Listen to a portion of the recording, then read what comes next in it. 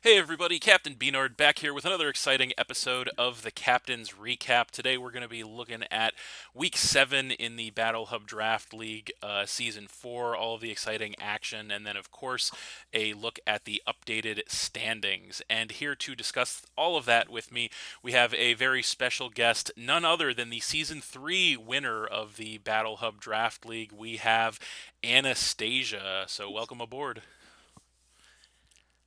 Thank you for having me, Captain. Thank you. It's an honor to be here. No problem. I'm glad to have you on board. I'm very interested to get your take and your perspective on all of these big Week 7 games. And yeah, it should be a good time. For sure. I can't wait. We've had quite the interesting games this week, so I can't wait to talk about them.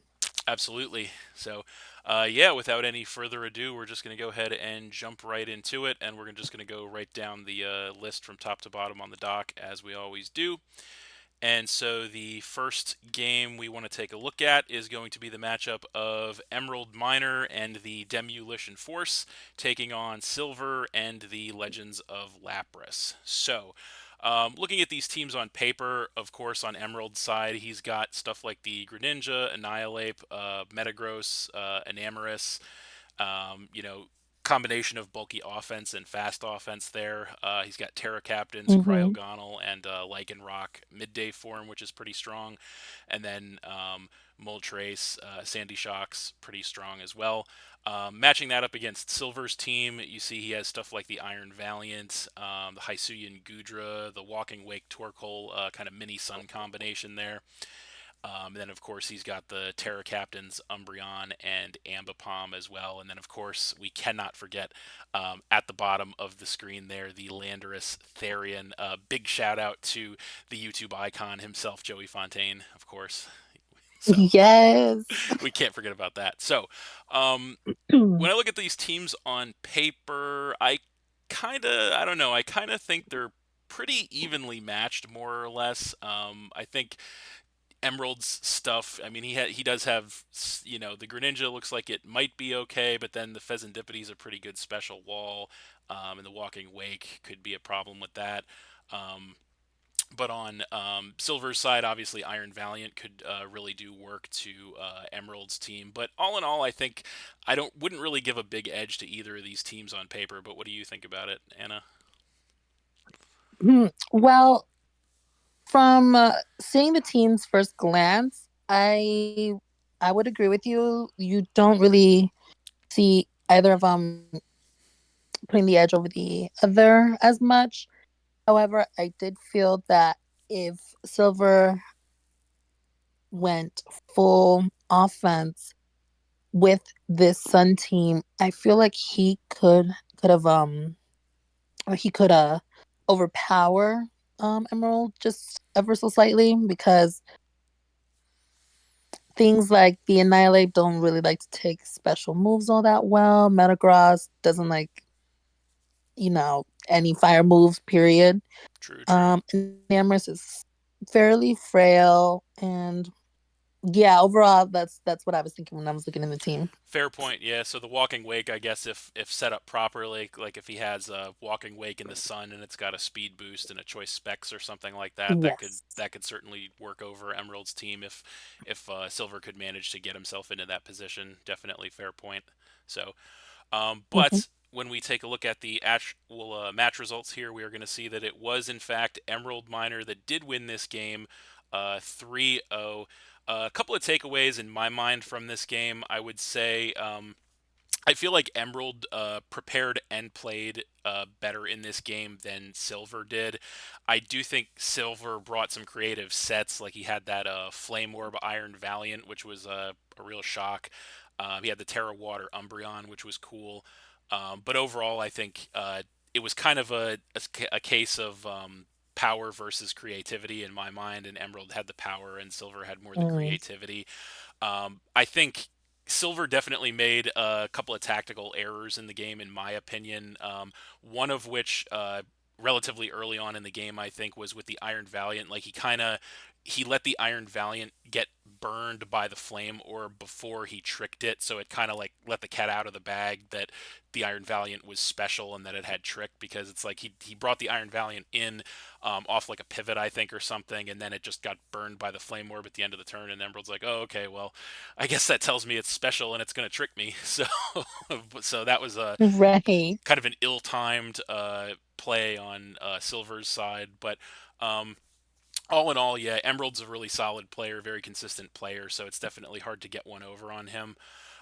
Additionally, I will say Emerald had great hazard control in this game, so he was able to get the rocks, stealth rocks up and the spikes up and keep them up. He had Mm. his plan going. I mean, we all know Emerald is notorious for his hazards, of course. So it's definitely he played to that in this game. And at one point, another play that he made was that he had the Annihilate in on the torque hole and it had been yawned. So Mm. he had the choice of either switching out or letting it stay in and fall asleep, but he didn't want to switch it out because he didn't want the hazards to get spun away. And I really do think he made the right Mm-hmm. call there because Silver, anticipating the switch, went for the rapid spin on the Annihilate and it just stayed in and did nothing. Um, so additionally, as far as that goes, the Annihilate did definitely pay off big for Emerald in this game, as did the Greninja with the end game with the Greninja. So overall, I think a really good job by Emerald in this one. But what say you, Anna? Well, I agree with lots of points that you've made for sure. It's no secret that Mr. Silver struggles with hazards.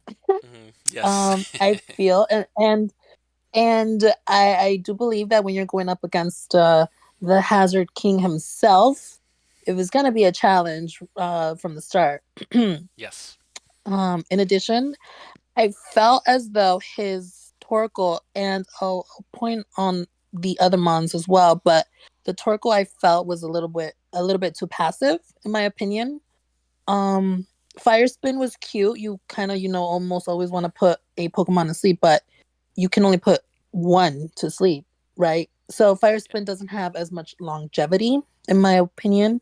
I felt as though if he had flamethrower or anything really just to chip at the Annihilate in one way, shape, or form would have benefited him in the long run. Yep. Um, let me see. I also felt like Cryogonal on Emerald's behalf was genius. He had a freeze dry on it, which after Umbreon teared into a Terra Water, just pretty much hit like half the team super effectively. Yes. And it's just a spinner, mind you. So it was kind of a lot of those situations. Going back to the point where I made of certain things being passive, I felt as though that's what Silver's team was consisting of. It was just a little too passive. Um, Whereas Emerald, it was More quick offensive. and Yeah. was hitting. Absolutely. Yes, I agree with you. Right. So if Silver had maybe taken away the Gudra or and like replacing it with like another mon that's gonna do a little bit more damage. Had Iron Valiant full on be like an attacker because you have these great walls between Umbreon and Gudra, and then you also have Torkoal. It kind of felt like a defensive overlap, in my opinion. Yeah. Fair point. Um, and I did notice that he had a cursed Gudra, right? Hmm. And he decided to switch it out at a +1 to defense, which makes sense. You kind of like don't want to take a low kick, but at the same time, getting rid of that Greninja there and then would have been great for your Umbreon in the back. Yes, I do agree with you there. And Sometimes you just want to go for it yeah, when you're in those situations to get rid of a big threat. absolutely, absolutely. And the other thing though too about what I noticed was that Emerald was kind of able to capitalize on Silver's switches eventually because he was consistently switching into the same mons, and that's not bad. But I feel like if Silver could have caught Emerald on just one of those by like Ch- staying in and attacking, changing it up a bit. you know, Yes. would have been huge for him. Yeah, Yeah. I agree. I agree with you completely. Absolutely. And I think that's a challenge sometimes. Is obviously you want to find the balance between offensive and defensive Pokemon and plays with most teams. Um, but yeah, if you get to be a little too passive, then that can be a problem. And I think it was a little bit of a problem for Silver. And also, I would say that's kind of a thing for me anyway. Is I hate drafting and or using Pokemon that are just purely passive, right? Because it's like I Mm-hmm. want every Pokemon that I have to have at least some kind of firepower behind it, But Right. For um, sure. but yeah, Or at least some coverage. yes, exactly, 100%. So, but yeah, I think that pretty well covers this game. So, moving on to our next one, that is going to bring us to actually your match, Anna, our Pokemon Scarleton Awesome. herself. Yes, still waiting for that interview, by the way, but no, that's okay. All right. So, but anyway, we have obviously you and Team Aquamarine here in this match taking on Rolder and the Down Under Crocodiles. So, on your side, obviously, we've seen this all season. You have the really powerful Dragon Fairy Steel Core with the Dragapult, Primarina, and Corviknight. You've got the Ogerpon Hearthflame, which is a real powerhouse, obviously. The Ukadoogie that is pretty Mhm. strong either offensively or defensively or both. Same can be said for the Incineroar as well. And then, of course, the Terra Captains Galarian, Articuno, and Bellibolt, very, very strong. Um, Match that up against Silver's team, of course. He's got the pseudo rain strategy on his team with stuff like the Raging Bolt, Pelipper, Manaphy, and of course I the think that's Rolder. yes, Rolder. Did I not say Rolder? Did I I? think you said Silver. Oh yeah, maybe I don't know. Maybe I'm losing it. That's always a possibility that I might be losing it. So, but if I am, that's my bad. But yes, Rolder and Down Under Crocodiles with the rain strategy it is. But yes, he's got the Raging Bolt, Pelipper, Manaphy, of course the Basculegion and the Overquill, which is one of his Terror Captains, combined with the Hitmonchan as the other Terror Captain, and then he's got other stuff like the Rotom-Mow, Clodsire, Rabombi, good support there as well. So when I look at this matchup on paper, I would say I have to give the edge to you in this one, purely for the fact that the Rain Core on his team doesn't really look like it's great into your team, because obviously some of your biggest powerhouses like the Dragapult, the Primarina, they resist water, of course. Corviknight is a very solid physical wall, obviously, for stuff like the Basculegion and the Overquill, so they can't really get things going. And you've got Incineroar, even though it's weak to water, it's got the Intimidate, which can kind of hinder the physical attackers. But yeah, I think you definitely have the matchup. I think Dragapult looks really good into his team as well. But obviously, this is your game, so I'd love to get your insight into what you were thinking when you were preparing for this game. Yes, of course. So, when I was first looking at Rolder's team, it was an interesting lineup of events. So, he's got the Raging Bolt, which can be a huge threat, especially in the rain. If ran the right way, it could also pose a big threat to my team. Like if it was to be like a scarf set, like I've seen him run before, it Yeah, could like could have got me off guard with Dragapult or something, which could have been huge. Pelipper likes to hit things like my Incineroar, my Okie Dokie, Ogre Pond. So Pelipper was nothing to scoff at. of course. Manaphy also is dangerous because of its you know um The tail glow you're talking about. 100 stats across the board, so That it too. could be offensive, defensively at the same time. Hmm. And yeah, Meloetta, as I've shown to prove, can be a little bit of just about anything and everything at any given moment. I think you're a little bit better at And using that Meloetta than he is. Just saying. Like I said, yeah, yeah, well, He's struggling a little bit. He's struggling. Maybe For you can give him sure. some pointers. Meloetta, if you can pilot her a certain in certain text, you can surprise a few people here and there. But Absolutely. overall, all in all, I personally did not think whatsoever that he was going to be bringing webs because the one mon that he needs to outspeed has clear body, Yes. right? And of course, I have Corviknight, and it just wasn't a good time for Ribambe. So I like it would just. Of course, I was like prepared for that and hazards, but it just didn't cross my mind that Ribambe was going to be coming. Of So course. I knew or had the idea that it was going to be a rain team this week for me. Yeah. And yeah, so approaching it, I felt like Primarina was going to be good. I also thought Belly Bolt especially would be really really good in this game. And of course my Jungle Pult for speed control. All in all, yeah, those were like my thoughts going into the game. All right, fair enough. Fair points as well. So, when we look at the actual match result here, we are going to see that it was in fact you that did take the win in this match 4-0. Unfortunately, we do not have a video for this game, but we have the next best thing, which is you here to talk about the game. I was just a little disappointed that we didn't get that Fontaine style recording from you, but I totally get it. I understand. Listen, I It know I brought shame to our Fontaniacs, if you will. That's okay. You're forgiven. It's Yes, all I good. know. But the I one didn't thing. I didn't get I didn't go Oh ahead. yeah, I was just gonna say the one thing I could tell from looking at the numbers of this game is that Bellybolt went absolutely nuts in this match. But once again, since it's your game, please just tell us what happened.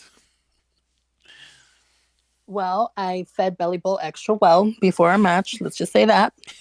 Yes. Um, but it was an interesting lineup of events because I led with a choice banded Dragapult where he led um Pelipper to set up the rain immediately. As you would expect. Yep. And yes.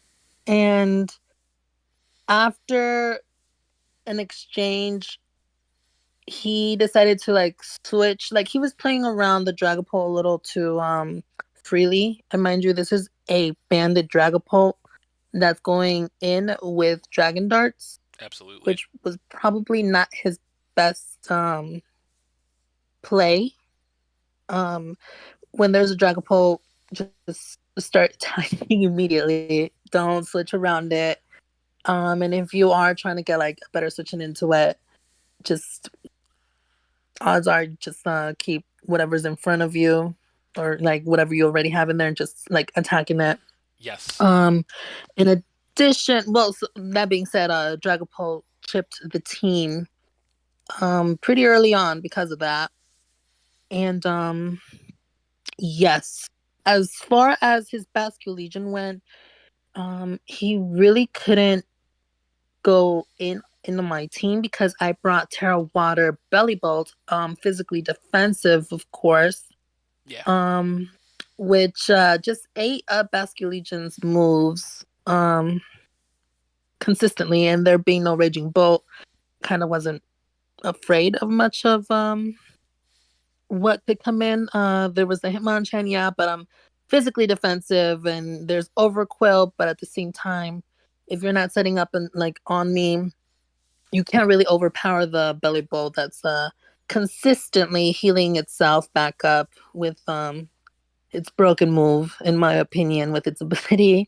Yes. Um yeah, so belly bowl was able to capitalize on that for sure. And yeah, that pretty much summarizes what happened. Since there was no raging bolt, the belly bowl was just pretty much able to take hits and Pick things dish them off in out at the return. same time.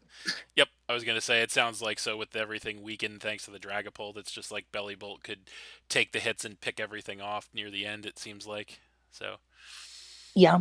But yeah, definitely from what I've seen and heard and read, definitely well played on your part, I would say. Um, Aside from either like Rabambe or Terraferry Hitmonchan, there's not much that he could have to deal with the Dragapult. So yeah, it's good when you can think two steps ahead in that situation. You can just think, okay, well, if I bring this, my opponent really doesn't have much of an answer to it. And I think I think he was a little worried about this game for that reason, as he didn't see he could kind of see the writing on the wall that you had a good Mm, opportunity to do those things, and unfortunately for him, fortunately for you, there wasn't much he could do to stop it. So, but yeah, definitely very well mm. played and well prepped on your side, and huge victory for you in this one.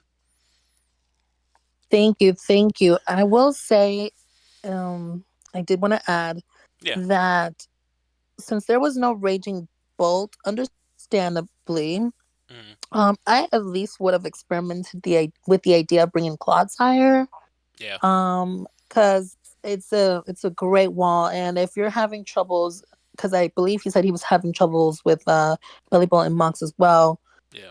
I would bring Pokemon like either Raging Bolt or Clodsire and at least test with them to see if there's a better matchup, if that makes sense. Yeah. And since there was no Cloudfire or Raging Bolt, Belly Bolt was just free to, you know, To do its thing. loaf around, if you will.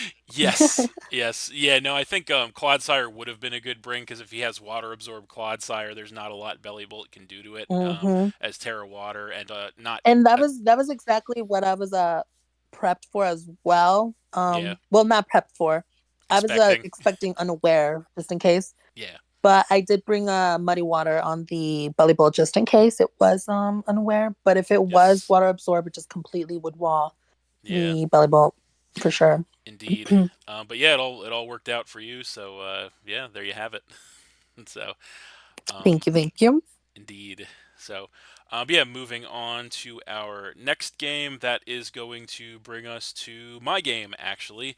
As, of course, I lead the everyone's favorite underdog draft league team, the Philadelphia Pidgeys, into battle versus Scorpion and the Leaf Agents. So, looking at this matchup on paper, on my side, of course, you've got the Sneasler, huge powerhouse, with, of course, the potential unburden strategy with the Indeedee. You've got Terra Captains Gudra and Mudsdale always there. You've got the Scissor and Rotom, which kind of form a larger defensive core on my side. Then I have the Grimmsnarl, which is some power and utility as well. And then, of course, we've got the Hisuian Arcanine and the Azelf for some more power on there. Stack that up against Scorpion's team, of course. He's got the powerhouse Palafin, of course. I would be remiss if I didn't mention an ex-Philadelphia Pidgey from a couple of seasons ago, the dark season in the Pidgeys record books. Um, yes, we don't need to talk about it anymore. It was a dark time for the Pidgeys, but it happens. Um, and then he's Yes. also got the Zapdos, the Ting Lu, really solid stuff. Obviously, utility and power. Cyclizar, great utility, of course, and versatility. And then, of course, the Ogerpon Cornerstone is great power and coverage. The Terra Captains Delphox and Primeape are really solid. And then, of course, Klefki is great utility. And you can't forget about that Mimikyu is great. The X Factor with the Disguise, definitely one to watch out for. So, when I looked at this matchup on paper, I'll give you a little bit of an insight as to what I was thinking going into this match. So, when I was looking at this match on paper, I thought this was actually very, very even on paper. I thought that um, Sneasler could have a really good time in this match, potentially outside of like fully defensive Zapdos, or the one thing that I was 100% expecting him to bring to this game to deal with the Sneasler was Terra Ghost Eviolite Primeape, because I thought that would be really solid to kind of wall the Sneasler. Um, but yeah, Mhm. defensive Zapdos could also be a problem for Sneasler. But other than that, Sneasler looks like it has a good time in this one. Um, but on his side with the Palafin, obviously, Palafin looks really good into my team because I have a couple of water resists, a couple of water weaknesses. So Palafin, excuse me, could definitely be an issue for me. Um, Mm. but that's one of the reasons why Mudsdale has had a Terra Grass possibility on it was for just that situation. So that could have been something as well. But yeah, I did think this was pretty even on paper between the two of us. I thought we both had some big threats that could really threaten the other team, but then I thought we both had some potentially good answers to those threats. But what did you think about this one on paper? Let's see. So on paper, I thought that both teams looked pretty even as well. You both have the shenanigans with Prankster. Yes. You have powerful. You both have powerful um physical attackers with Sneasler and Palafin, of course. Gudra looked pretty good as well. Ting Lu, Massive Wall. It looked pretty even on paper. To me. Yeah. On your team, it kind of got a little deja vu there. It looks a little familiar. I'm not sure if I've seen it before, but You may have seen this for one before. Yes, absolutely.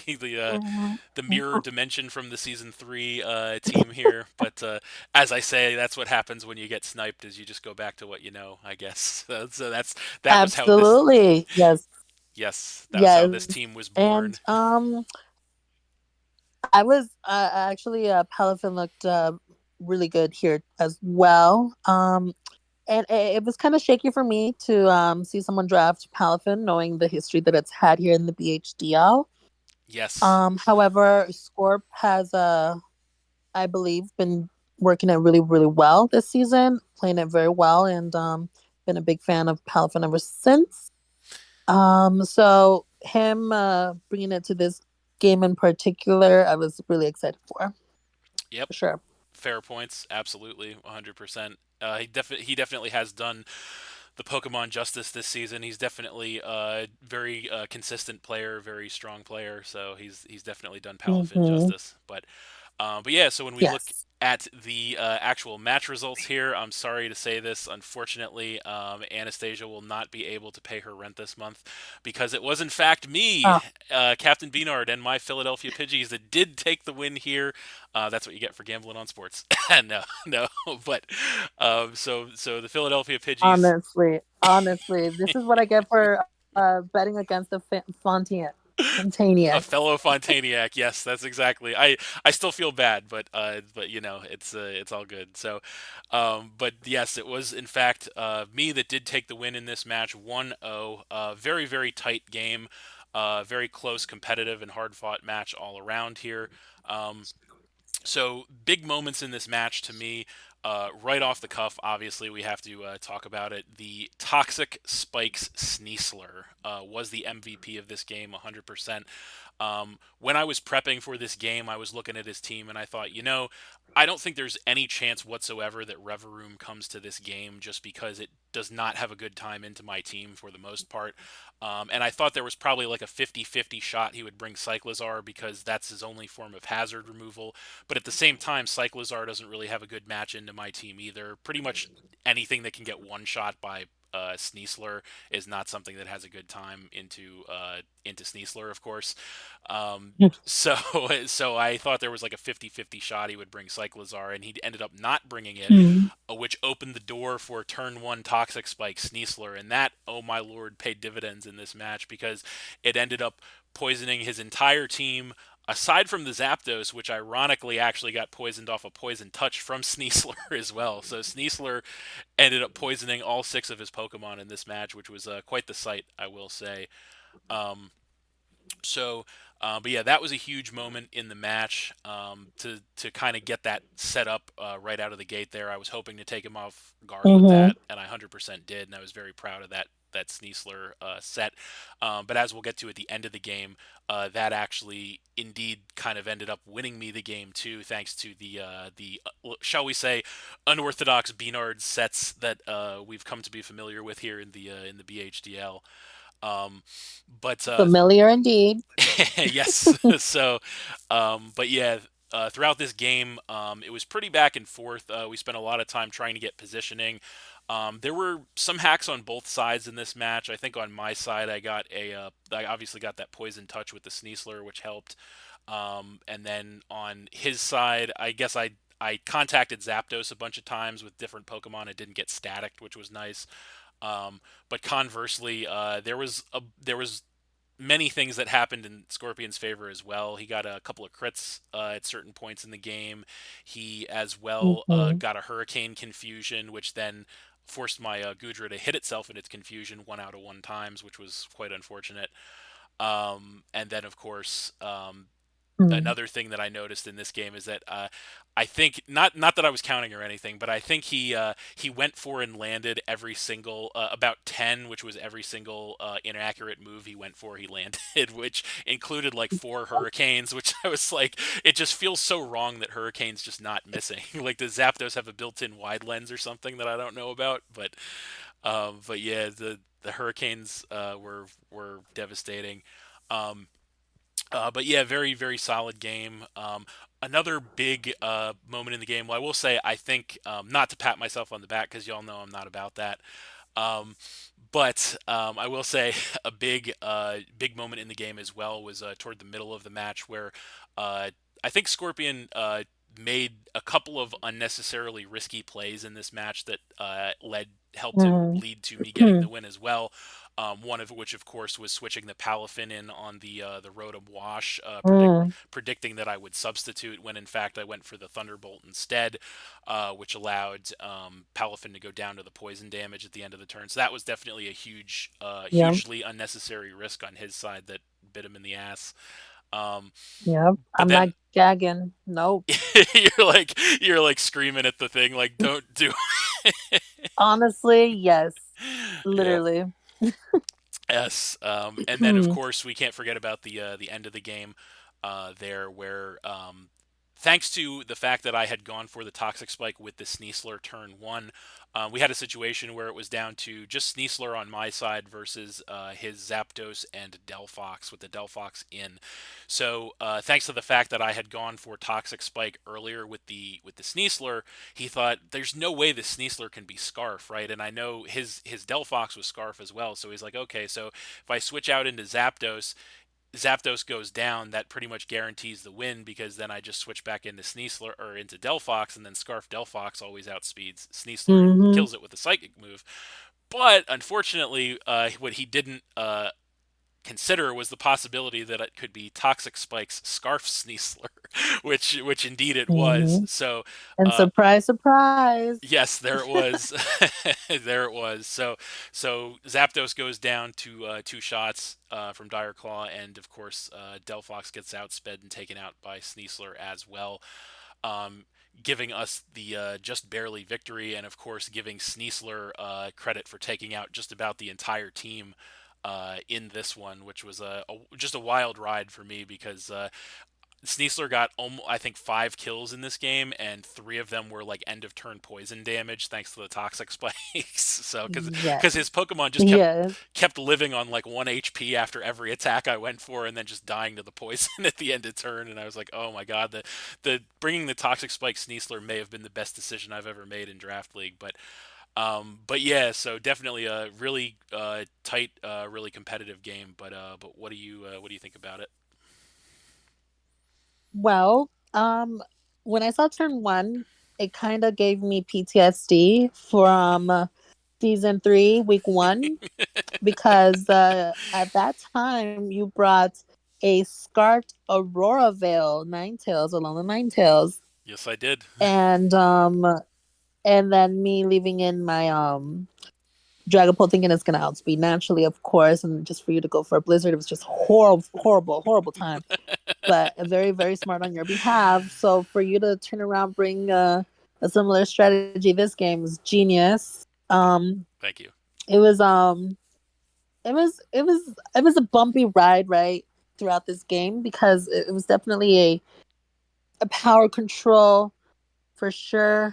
Scorp, I believe, was playing well until I saw that tragic switch. it baffled me that he switched in The Palafin. such a big piece of his win con of like freely to a mon that could 50-50, maybe not even that, go for a super effective move. And Yes. it was a risk that did not pay off whatsoever, a risk that was not necessary in my opinion. Um and yeah, the hacks in this game, listen, I'm no stranger to having a hacksy game. Especially this season. And the hack, you're Yes. right. The hacks was a little back and forth. However, Scorp did get lucky, like you said, with some of these inaccurate moves because I'm a firm believer that if it's not 100%, it's jank. Yes. You're rolling the dice, you're That's rolling why the I never. dice, and That's why I never run Focus Blast. But go on.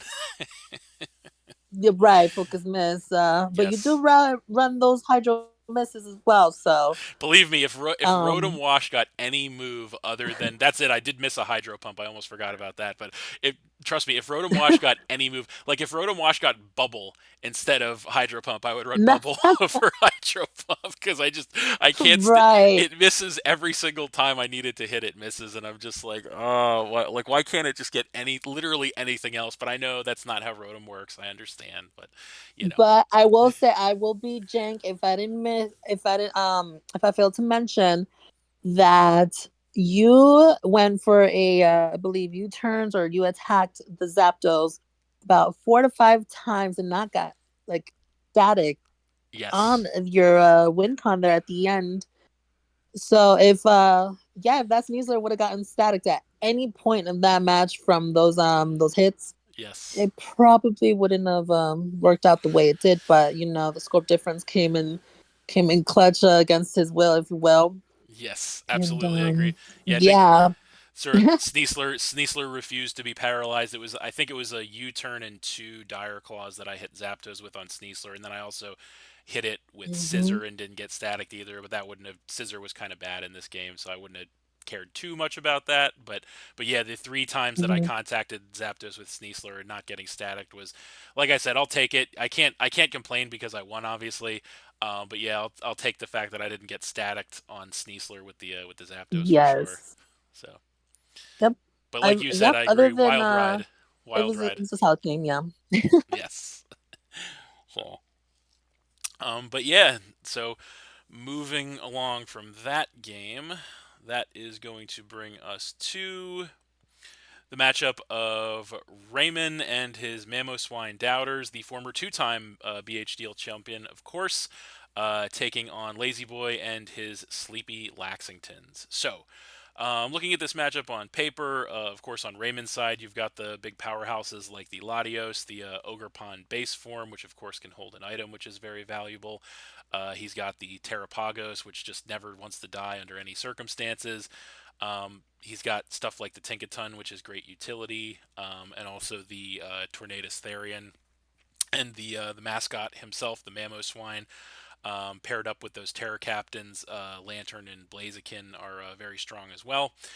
And on Lazy Boy's side, of course, he's got the Darkrai, Quacklevolt, Pecharunt, solid stuff there all around. The Jirachi is a powerhouse and very unpredictable, as well as the Ursaluna Blood Moon is always a threat. I don't care who you are. That thing is just an absolute powerhouse. Um, and Hmm. and then of course those Terror Captains Pyroar and Mousehold are nice with the Screamtail for utility, and Noivern very good speed control, of course. So looking at this matchup on paper, I don't know. I feel like again this is kind of even to me because it seems like Darkrai obviously matches up really well against Latios, but then Latios matches up really well against Quacklevolt and Pecharunt. But then I don't know. Quacklevolt seems pretty good against like Terrapagos or Mamoswine, but then Ogerpon's pretty good into Quacklevolt. So I don't know. I feel like this is a relatively even match on paper, but what do you think about it? On paper, I honestly I believed that Raymond had the stronger team All right. only because where his hard hitters could also be defensively. Hmm. brought, the Tinkaton could hit really hard, or it could be assault vest and start taking your hits, dark rise hits, or whoever they make, like, Yes, absolutely. mammals, like mammal swine as well, with thick fat. It was kind of like, Ray's team Really good bulky gives a lot of offense. that, where they're like offensive, they're still really good defensively. Yes. And with Lazy's team, I felt like um it's an interesting team. Yeah. I feel like the Darkrai would have been phenomenal in this game. Yeah. Um the Quackable, obviously a big threat, if you will, Big fret. where Yes. it gets yes, if it gets set up at least just one turn, it can get a little crazy. Um I didn't really think Pyroar was the better option in this game, in my opinion. Yeah. Um, because you do have a, f- a mouse hold and a flapple. Yeah, I felt like mouse hold would have been the better option. Yeah. I think And so. yeah, I mean, yeah, Lazy definitely had some tools to work with, um, for sure. And and yeah. All right. Well, that's fair enough. I agree with you. So, when we look at the actual match results here, we will see that it was Ray that did win this game. In fact, 4-0, so pretty big win for him. Um, I thought this was a pretty good game, actually, despite obviously it looks a little lopsided because it's a relatively big win for Ray on paper. But I think that actually, for the most part, both coaches played this game pretty well. Um, I think that one thing that I've noticed about this game and also about a lot of Lazy Boys games this season is that he it feels like he doesn't bring the most optimal Pokemon to the game a lot of times. And so Mhm. I feel like the Darkrai, like you mentioned with the Darkrai earlier, Darkrai feels like it could put in work against Ray's team, but then he didn't bring it, and it's just like, like, and that's kind of been a reoccurring thing, and I think for Lazy Boy this season for some reason is that, um, I didn't rhyme that on purpose; it just happened. Um, but but yeah, I think that's been a reoccurring thing is that Lazy Boy seems to bring not, or I should say, not bring Pokemon that I think would match up pretty well into his opponent's team. I'm not sure what the thought process is that that he's had, but that seems is something I noticed.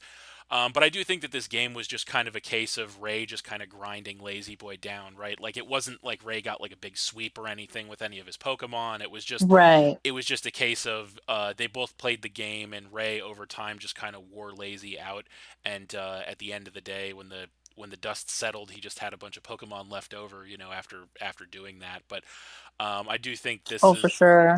yeah. So I do think that this was just a case of Ray just kind of playing the long game, and he just kind of wore Lazy Boy out, and he got the win, but what did you think about And the that game? he did, because we it's important, like, when you look at the match, in the very beginning of the match, you can see that Lazy was just a little too passive. He was um switching out on too many mons when he shouldn't have.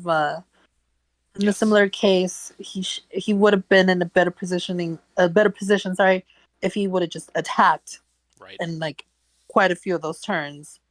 Um Similar to Silver and that we with saw. yeah, it was it was one of those moments, and I felt like Ray definitely had the better prep this game, Yes. if you noticed. Yes. He was ready for just about anything and everything. And It's really hard to out prep Ray. I will say that. I think, in my opinion, for sure, hands down, the two best preppers in this league have to be Ray and Scorpion. There's no question in my mind. Those two prep for every game like their life depends on it, and it really shows. But go on.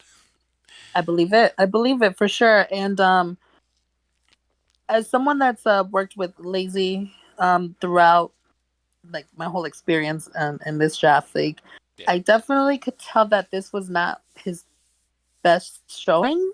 Yeah. Because, and I'm not sure what it was either. I think he was he just wasn't in the game. He wasn't in it to win it. Um, and it showed. Yeah, Um, yeah, fair enough. Fair enough. Yeah, you know, where like he started off strong. Let's let's say that because in the earlier weeks he was having these big wins right against some of these bigger coaches, yeah. and coming down to like this time around, it felt like he just wasn't in it whatsoever. He was kind of like And mentally checked out, you think? right, yeah, for sure. And it happens a lot in draft. When you get toward the Um, end, yeah, that's true. yeah, when they see like the writing on the wall, especially when you're going up against someone like Ray, you know, like you said, Yes. it's a big threat. Yes. So Yeah, I Ray. definitely understand the yeah. Oh yeah, Ray's definitely a tough one to try to get over, no matter who you are or what your team is. It's he's a Hmm. difficult game to try and win. But yeah, I think that Well, is something that you do see with a lot of coaches when you get later in the season. Yeah, as you do start to get worn out a little bit, especially if it's a coach that doesn't have the greatest of records, and you think you're probably not going to make playoffs anyway. Then you know you kind of go into kind of like a mode in your mind, like I said, kind of mentally checked out, where you're just like, does it really matter that much, you know? So it happens. I get it. for sure, yeah. And it's important to respect their decision on that as well because you know, you never know what they're going through. Oh But yeah, at the same time it kind of does reflect on your craft, which is, you know, competitive battling. And if you're not there mentally, it will show through your oh matches. oh I yeah, feel like, yeah. absolutely, I agree with you. And I think it's always like for draft leagues like this, for me, it's always a balance in my mind. So it's always a balance of like you want to be competitive, obviously you want to win, of course, but you also want to have fun with it too. Hmm. So it's all about For finding the sure. balance. For sure. That was a lot of what I was experiencing this season for sure. I was definitely, you know, like coming back as a defending champ. I was like, oh my gosh, I have to like defend my title and be as competitive as I can be. And I kind of like lost myself and not having as much fun. And Yeah, like, you know, so I know what you mean. going full circle and just like accepting the things that were for what they were and just having fun and like, you know, just finishing off as best as I can has been, Yes. I believe, the better part of the experience. Yeah, well said. Well said. So, moving on from that one, that is going to bring us to the matchup of the notorious HIM, or as some might say, the notorious HYM, and his Brooklyn Calibers taking on the team of Brandon and the Piedmont Triad Kickers. So, looking at these teams on paper, on HIM's side, of course, he's got the devastating Caliber Galarian Slow King combo with the chilly reception into the Hmm. into the powerhouse ice type. He's got the Excadrill, which is great power and utility. Got the Terra Captains Typhlosion and Miss Magius this time around. Made a couple of changes to the team recently. But yeah, definitely very strong Terra Captains there. Then, of course, he's got the Thunderous Therian as a big powerhouse, and then Quagsire also definitely a big threat, as they say. Um, so matching that up against Brandon's team, of course, he's got speed and power with the Urshifu Rapid Strike and the Cinderace. He's got great utility with the Terra Captain Whimsicott, of course, and then the Archaludon, very, very tanky. And then, of course, the second Prankster user in the Thundurus Incarnate form. So Battle of the Thunduruses here in this matchup. Um, but then, of course, you've got great utility with the Foretris. Sylveon's a great wall. And, of course, the Terra Captain Flygon can put in work. And the Alolan Muck is a very, very solid Pokemon as well. So, um, when I look at this matchup on paper, I feel like, once again, in my opinion, this is actually kind of an even match. Because I feel like Urshifu Rapid Strike could be pretty good into Caliber, especially if it's like Scarf, or even into like Excadrill, into Typhlosion. It could actually be very strong into HIM's team, perhaps with a Scarf. Um, But conversely, I thought that Baxcalibur could potentially do work to Brandon's team as well, as long as he got the Archaludon chipped first. Um, but overall, I do feel like this kind of even. Cinderace might, be able to do some stuff. Obviously, on Brandon's side, Terra Flygon could also potentially put in some work on Brandon's side if he could position it properly. But yeah, what did you think about this one on paper? Well, on paper, I felt as though there were some big threats on HIM's side All right, because Galarian Slowking that can set up snow to make a powerful Excalibur defensive all of a sudden is just scary.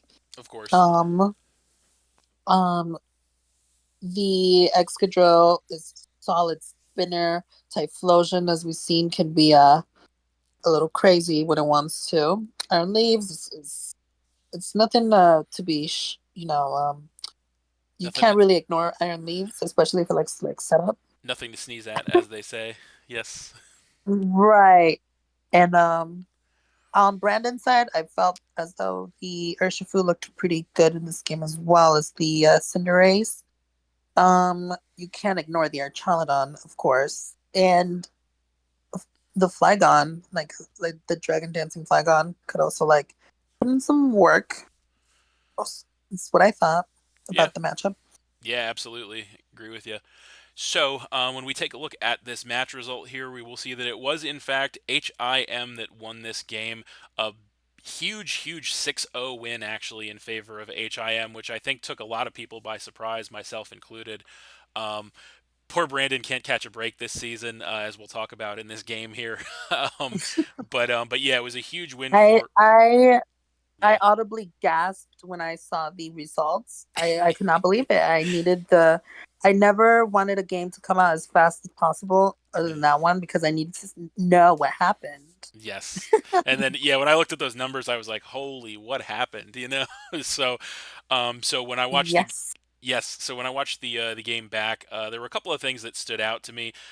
Number one, as I said, poor Brandon just can't catch a break this season. It's been Mm. Brandon's been on a kind of an odyssey this season, where he just it seems like I don't want to say he gets like a lot of hacks against him in games that he plays, but he gets hit with some very very poorly timed, like worst possible timing hacks on his side in the match that really end up Mm-hmm. swinging the game against him. And there were a couple of big ones in this one. The turn one pyro ball miss was a big one. So he opened with Cinderace. Huge. Yes, he opened with Cinderace versus the Thunderous on HIM side. He misses the turn one Pyro Ball, which was huge because I believe Thunderous probably would have gone down to that, if not Mm-hmm. taken massive chip, obviously, which would have completely changed the complexion of the match. Um, but of course, there was one big one at the end of the game, like on the last turn, which was of course a good old Thunderbolt paralysis on the Flygon that had gone Terra. So Terra Fire, I believe it was, and because actually, but despite the fact that Brandon was at the end of the game, obviously you can tell by the numbers that it was 6-1 at the end of the match. Brandon had the Flygon, and he had the Flygon set up um, relatively well with I think at least one Dragon Dance. To the point that if Flygon had not got parried by that Thunderbolt, there was a chance that it actually could have reverse swept HIM there, which was kind of like Brandon's Mm-hmm. last ditch effort because most of HIM's team was chipped. To the point that I think with the coverage that he had on the Flygon, he may have actually been able to reverse sweep at that point. So the Thunderbolt paralysis in the last turn was absolutely huge because of course that means that the Flygon can't outspeed anything and just gets KO'd. So but yeah, but yeah. But I think the story of this game, writ large, was more just the fact that again, this was you would look at this and you would think, this is a 6-0. There had to be some kind of sweep involved, but no, there wasn't.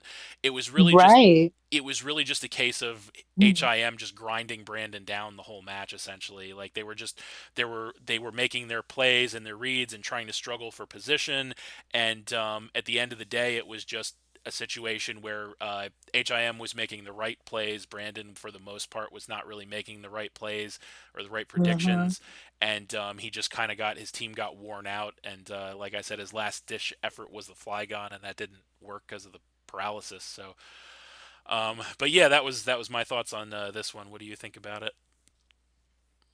Well, first of all, crazy. That's what I have to like say about the game. It is crazy to me that it went down the way it did because when I saw the results, I'm thinking, okay, Excalibur, Dragon Dance, maybe twice for some way Something somehow, swept and got something. swept. Yeah, right. Right. But I That's think what not my mind one. immediately went to. Yeah, but I think not one. I have to just say this. I think not one of HIM's Pokemon had more than like 2 kills. I think like one of his Pokemon had 2 kills, and then all the other ones had like 1 kill. I think so. It's like not even close to a Yeah, sweep. You know? right. So starting off with the turn one miss, it's very unfortunate because that's the mom that gave you basically that's the mom that lost you the game, essentially, right? Like Yeah. fast forwarding into a Thunderbolt Yeah. Peril. Yep. Because after crunching a few numbers, the Pirate Ball did around like 105 Did it? Wow. percent. Like yeah. So it would have been a And guaranteed kill. so it like flat out like knocked it out, and Jeez. it was very unfortunate to see that it missed. However, I felt like Brandon should have capitalized on that fact because there's no way that he was going to let that Thunderous go down, right? I would have expected a switch there, and his Yeah. next best switch would have been the Flash Fire, or whoever may want to come in and resist it Yep. could have, you know, gotten some momentum out of that scenario. Mhm. Um, in addition, because in the very like the first half of the game, HIM was outplaying Brandon. However, I felt like in the second half of the game, Brandon knew exactly what his win con was, how to preserve it, how to chip down the opposing team enough, you know, Yeah. to make sure that this win con was at its peak when it needed to be, which it was. Trick Room was on its last turn. Thunderous was like gonna be attacking. This was your chance to set up that Dragon Dance.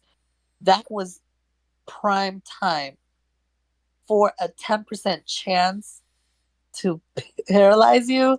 Was crazy to me. It was just crazy. Yep. And I and like people are always like, oh, like you can't like blame it on the hacks or whatever. Like in this particular scenario, You kind of can. it's the fact that not only once, it was that Thunderous, first of all, not once but twice Yep. That that got Thunderous did away him with in. it, right? Yep. Absolutely. Yeah, the Mhm. Thunderous In both times, both in the right at the beginning of the game and then right at the end of the the game. very end, yes. The shenanigans, I tell you. So Yes. yeah, I felt for Brandon. I know how that feels, and I know he's going to come back stronger and better than before because I know he's a very strong competitor. You never, ever see Brandon get 6-0 like that. So I know that one like stung, Yeah. but I feel as though like this is just part of the experience. And HIM better count his days too because this is the second week where a crit has really, or like some sort of hacks towards the end of a game has really helped him Yeah. push a win over the edge. So, you know, Yeah, hopefully he might he have can prove some us wrong receipts. by like Yes, he might have some receipts coming right. his way. Like He's hacking the game. the hacks gods may turn on HIM at some point, and he's not gonna You like know, yeah. I mean, it swings both ways, if you will. That's what I keep hearing. So, the pendulum swings both but ways. no, That is he very true. HIM is no one to sleep on. He's a strong competitor. I've seen him battling. However, the, these instances of Oh like of yeah, yeah, and I how you think win are kind of crazy to me. Like yes. if it were someone like me, I would never get that lucky. Trust me. Yeah, no, it's I the thing that I always say about these draft games is that for the most part, most of these games are, highly competitive matches between skilled players, right? So anything huge like that can easily tip the scales one way or the other, you know.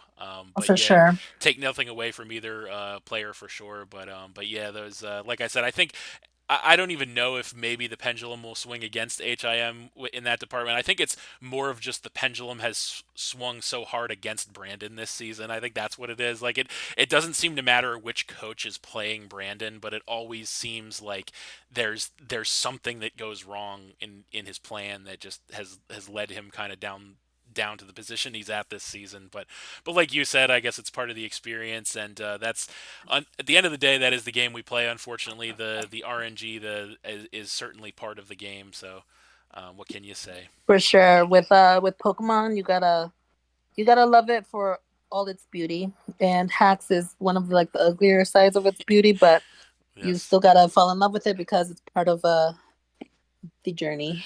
absolutely. So, but moving on from that game, that is going to bring us over to the matchup of Biridu and the Atacama Tyrannitars taking on Pokemaster 88 and the California Trailblazers. So, when we look at these matchups on paper here, we can see on Beardu's side, he's got stuff like the Iron Treads, the Chi Yu, the Ogre Pond Wellspring. Very offensive. Salamence as well in the Azumarill. A lot of bulky offense on there, and then we're just pure offense in the case of the Chi Yu. Um, but he's also got Terra Captains, Kilowattrel, and Muck are very strong, and Uxie is great utility, of course, as well. And then on Pokemaster's side, of course, he has the Meowscarada, the Iron Moth, the Skarmory. Very solid stuff, obviously. Utility and power there. He's got Terra Captain's Hitmontop and a Lowland Raichu. Got a little bit of an electric terrain strategy on that team with the Pincurchin as well, which hasn't really Hmm. made too many appearances, but it is there, so it's always something to think about. And then he's got the Swampert, which is great utility, of course, and then the Florges is an absolute tank as well. Um, so looking at this matchup on paper, I do think that Biridu actually has the edge in this one. It's not a huge edge, but I think stuff like the Iron Treads obviously matches up well against the Iron Moth. He's got stuff like the Chi Yu, I think, has a good time because of the fact that Chi Yu gets the types of coverage that it gets. I think Chi Yu has a great time in this match, actually. But also Ogerpon Wellspring seems to have a pretty good time in this matchup as well.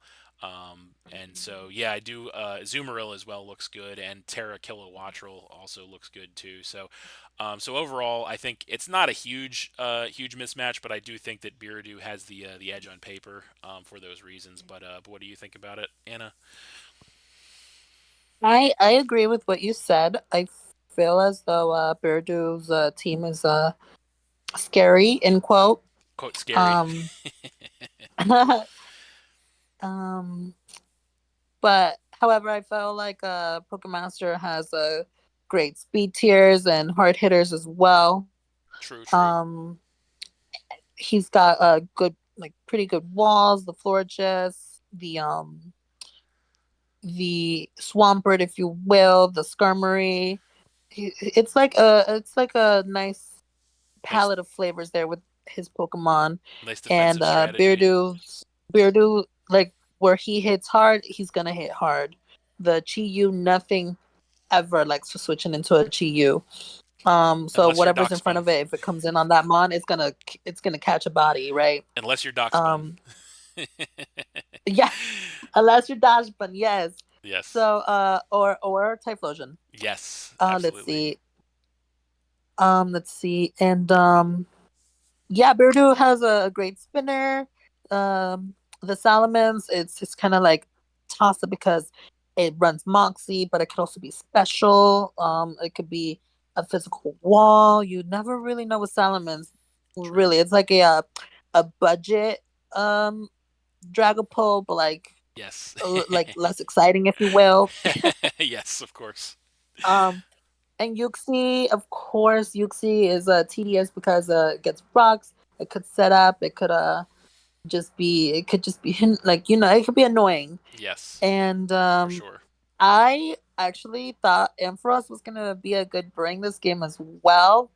Hmm. Um, Crazy, I know, but I just felt because it's got such a large move pool that I felt like he could do something with Ampharos this game personally. And Fair enough. Yeah, so that's my matchup. He better be able to do something with that Ampharos because if we look back to last week actually he in the greatest betrayal, what I would call the greatest betrayal in BHDL history, stabbed poor Mistrevious in the back and transacted it away after it did Oh, all that work for him. And I have to bring it up again, poor. Biridu. You know what you did, and it is despicable. It is reprehensible, but you did it. So, Listen, it was a crime. Honestly, it was a hate crime yes, it because was. I forgot the name of her. Oh my god, I forgot the name of the mischievous. But mischievous has been infamous for putting in some sort of work here in the BHDL, and for Beardo to drop her like that, it was definitely a crime. Yes, I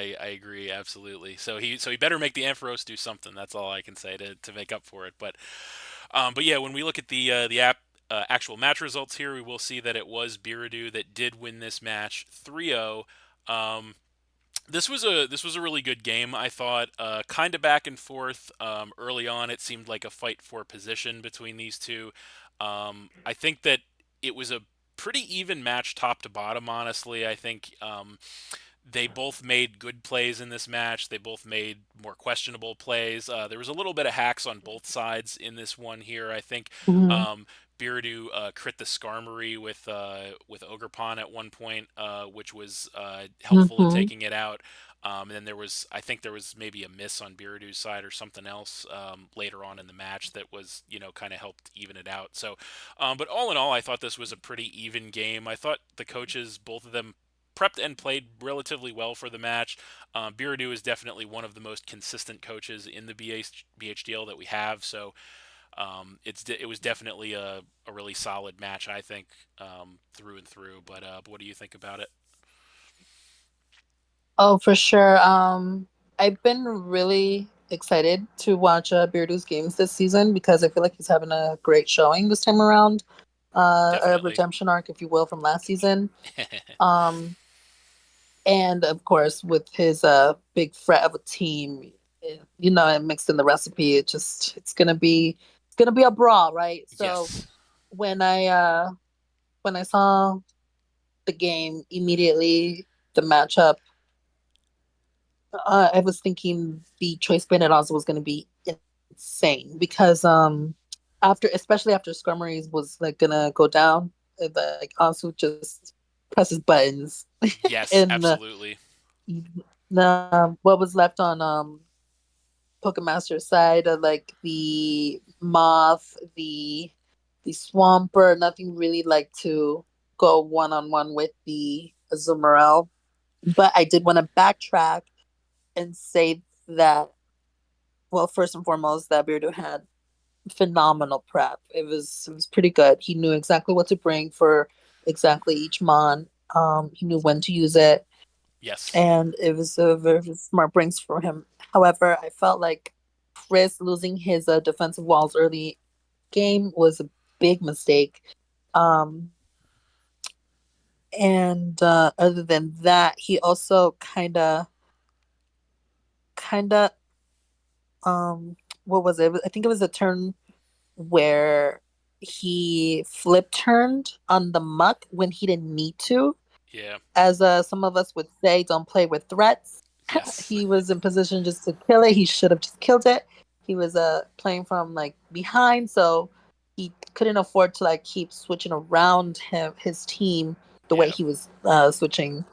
And same same thing with the and like the other turn that was also crazy was a turn where the Ampharos, right, was in front of I believe, was it Swampert? Yes.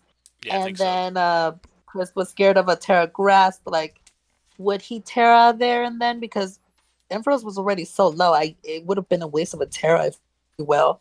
Yeah. So he switched into Meowscarada right in on a dazzling gleam, like it caught him off guard. That But was a rough turn. Absolutely, I remember that turn. Like when I was watching that, I was thinking like, what a risk, and obviously it didn't yeah, pay off. yes, and it was like those turns that I felt like turned the match over a little bit more towards Turn the Beardu's tide. favor. Yep. In addition to that, um I felt as though like Chris Pokemaster put up a good fight, if you will.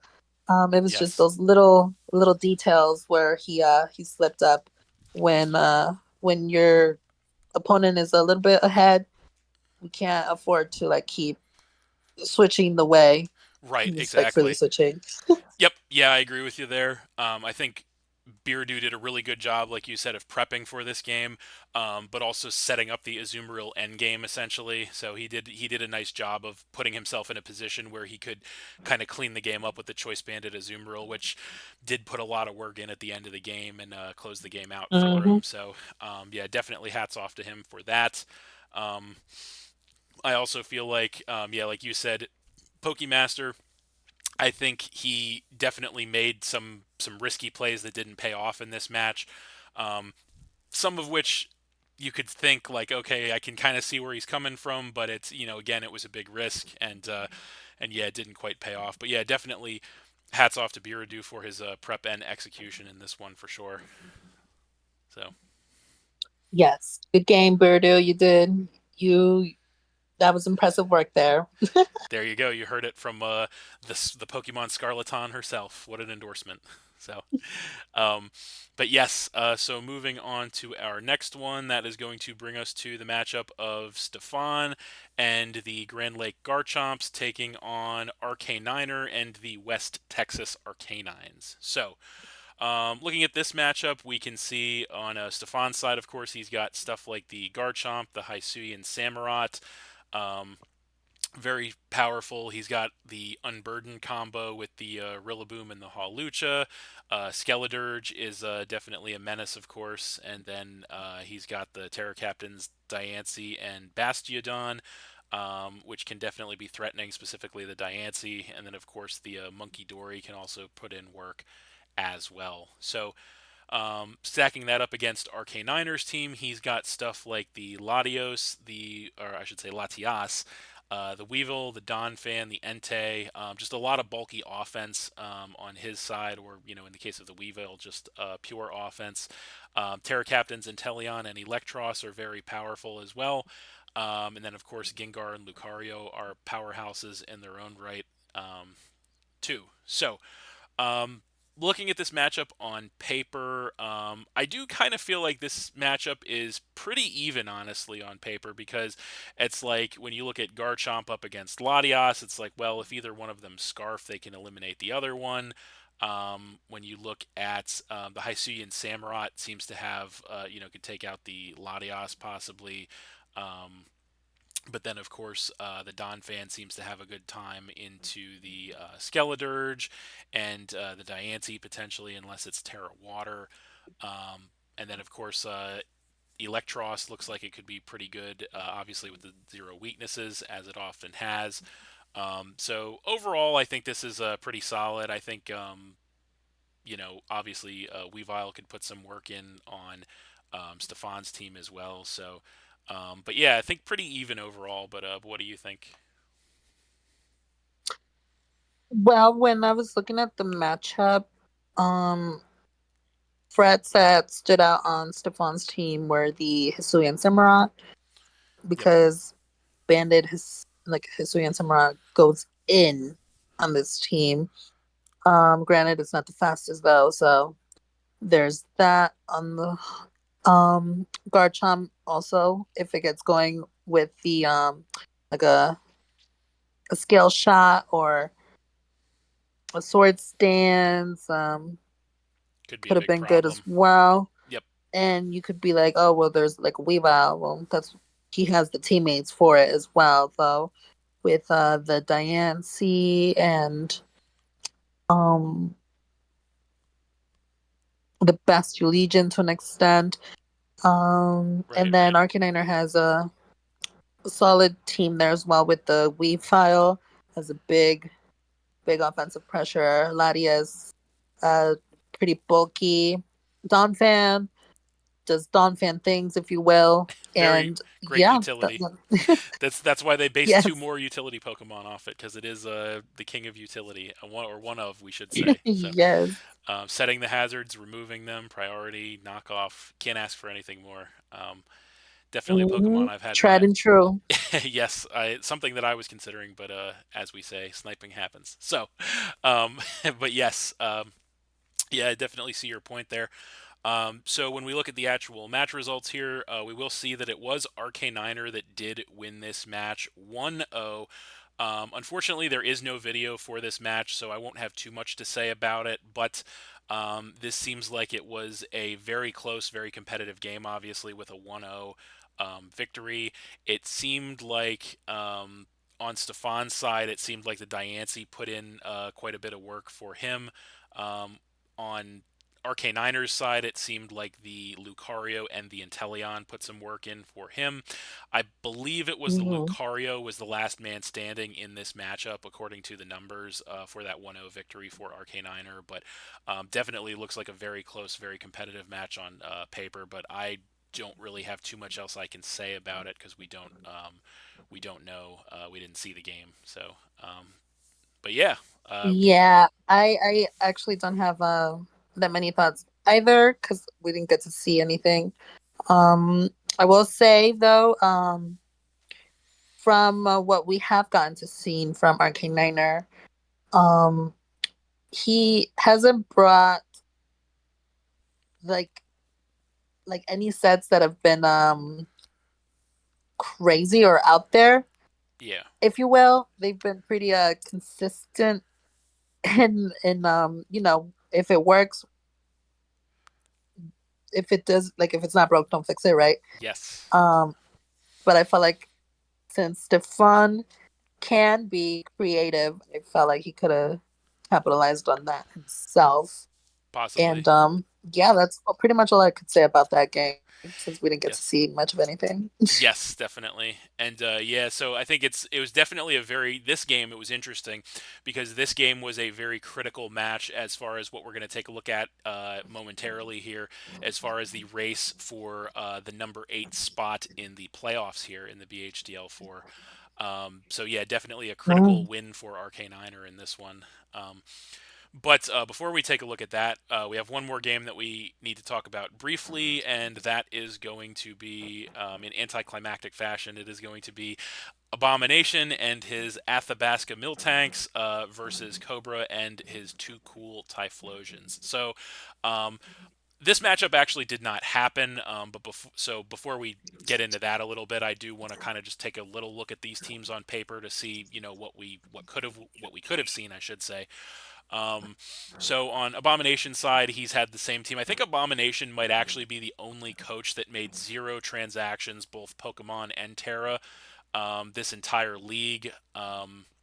So hats off to him. He Well, definitely, when you're confident and like when you have results as Abomination has had, I don't think it's necessary to make the yeah. changes. Why change it, right? Yeah, I know there's a couple other coaches Right. like me that have and Scorpion that have just made like a couple Terra transactions, but I think Abomination is the only coach that's made 0 transactions of any kind this season. And since we're past the point that you can make transactions this season, that will hold true. So hats off to him, definitely. But yeah, his team is very solid top to bottom, very bulky offense with the Great Tusk, the Clefable, the Dragonite, the Heatran, which also forms that Dragon Fairy Steel Core. The Terra Captains, Jolteon and Vileplume, very strong, of course. And the Suicune, can't sleep on that. And of course, the Chinchino could be a big threat potentially as well. Reuniclus is very bulky powerhouse too. So very bulky offensive team for the most part that he has. But taking a look at that versus Cobra's team, of course, he's got stuff like the Roaring Moon, the Goldango, the Galarian Wheezing, very, very strong. Once again, Dragon Fairy Steel Core. And then the Terra Captains, the Dunsparce and Hisuian Typhlosion, are very potentially powerful. But he's also got the Tentacruel, which is really solid utility. And of course, the Iron Hands is very, very bulky and powerful as well.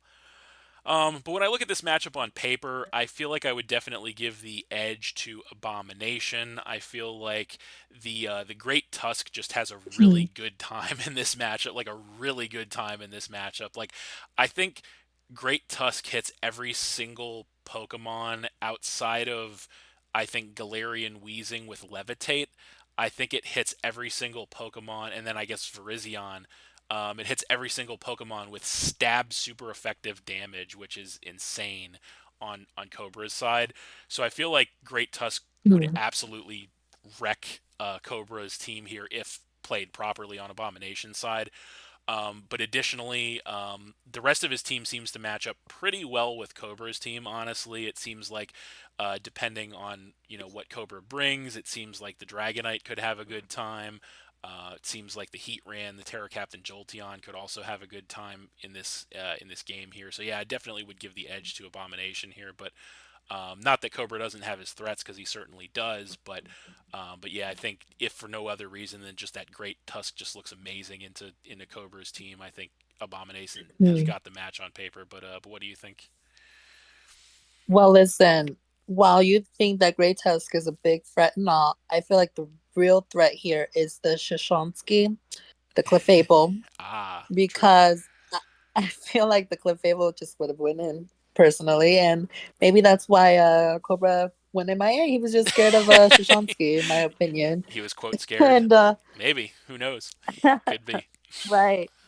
But no, on a more serious note, Yes. yes, I agree with you. The Great Tusk looked like it was about to go in on Cobra's team, and where it wouldn't have Abomination still had great teammates for him, like Vileplume for the Virizion, or Even Heatran like could. anything that his Great Tusk would have a problem with, he would have teammates for. Yes. And yeah, I felt as though Cobra would have had A tough time. a really hard time here getting Yeah. through Abomination for sure. Yep, because I was thinking, with that, probably the biggest obstacle to the Great Tusk would be a Levitate Galarian Wheezing, but Heatran just comes in and shuts that thing down every time. Yep.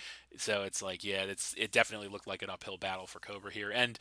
But yeah, as I had stated before, unfortunately, this matchup did not happen because, due to personal reasons, Cobra could not play the match. Therefore, Abomination did take the win in this one 3-0 via forfeit. So I do think it would have been interesting to see this match, to see if Cobra could have been cooking up some sets to throw Abomination off and kind of climb the hill and put on a good show. But obviously, we didn't get to see that. Which would have been some hard work to do, because Abomination, as we've seen him do all season long, can also bring interesting sets himself. Yes. And it's kind of hard to go up against Yeah. such a great mind, if you will, because I know he's a good friend of yours. Yes. So He's got a I know beautiful you know him mind. better than I do. He's got a beautiful mind, Yes. and I don't necessarily mean that entirely in a positive way, but there's pros and cons. Ah, There's something. well, the one thing more beautiful than his mind is definitely Skyla, and he can attest to this. There you go. I'm sure he'll appreciate that reference. But yeah, Yes.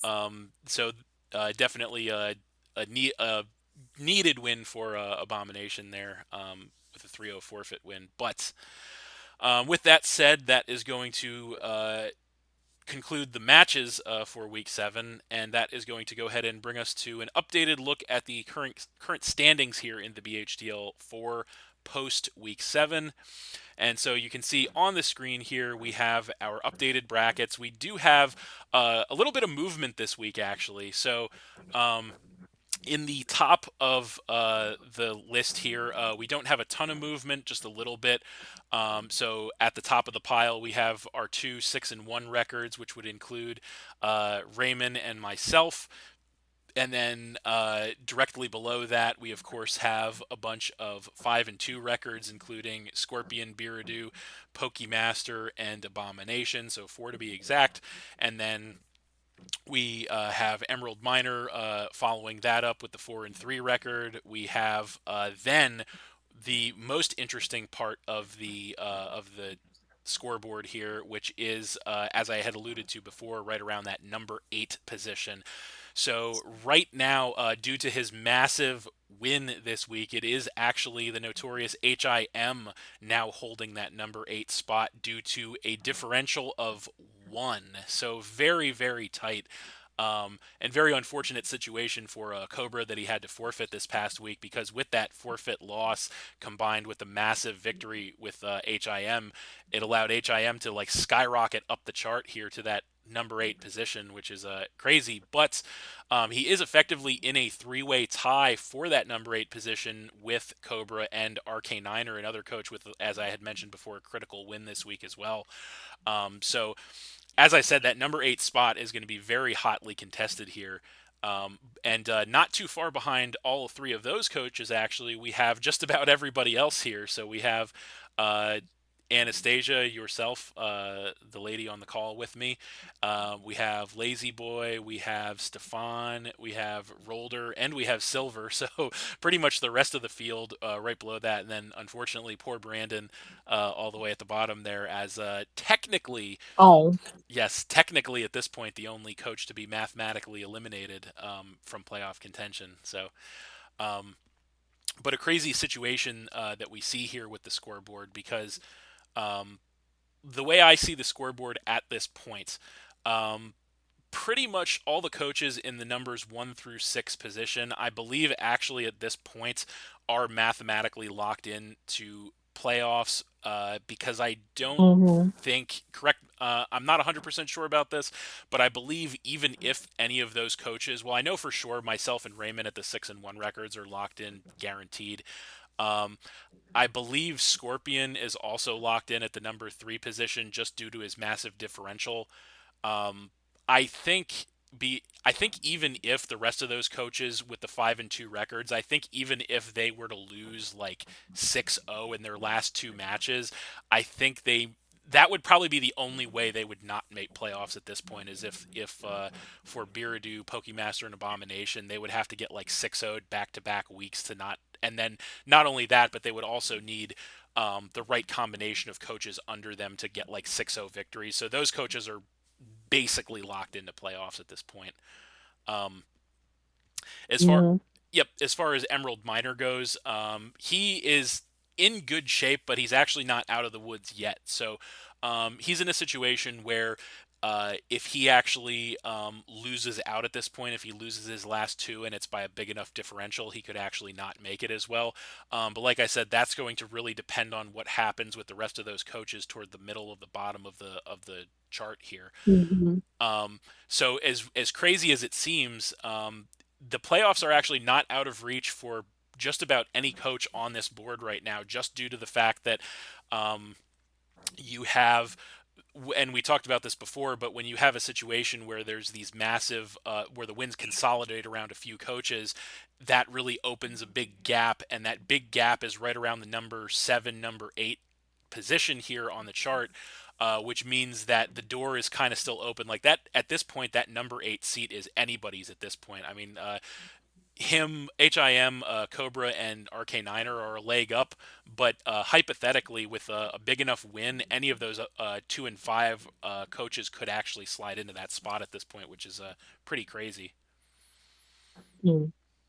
It does seem like a challenge for the last position, at least maybe even seventh, because you can never be too safe being in seventh. Of course.